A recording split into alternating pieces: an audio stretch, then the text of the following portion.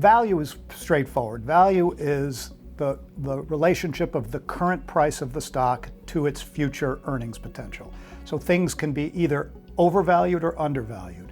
If the share price is cheap relative to that future earnings power, it's undervalued. If the share price is expensive relative to that future earnings power, it's overvalued. Let me just give you an example of what I mean by undervaluation, and you could sort of see it. If you think back to right after 9/11, the world was in shock from what happened, but what they were really afraid of from an investment person's perspective was something like flying. So Boeing was a great example because there were really fears of flying, and at the same time, there was kind of an economic downturn. And so airlines were seeing cancellations of travel.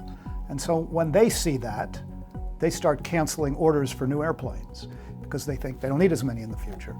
And so you saw this period that really went on for quite a while where there was a steady decline in the orders for Boeing airplanes. And it got to the point where, because Boeing was both in the defense business and in the commercial aircraft business, that the value of the stock was only the value of the defense business.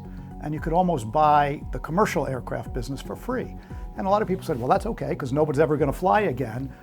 But you sit there as a sort of dispassionate observer, and you can see literally decades of history where the wealthier people got, the more they traveled. The more companies made, the more business travel there was.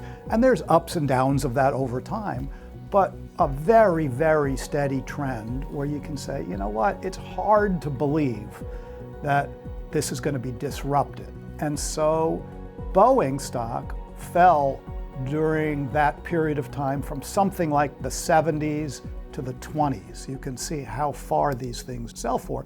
And the defense business alone was earning something like $3 a share. So if I bought Boeing at the absolute bottom, which I believe was 26, and was earning $3 with no contribution from the commercial business, I'm making more than 10% a year on that investment. And if the commercial, that 10% is just a simple calculation, the $3 over the $26 cost. And if the commercial business rebounded, then it would be a huge home run.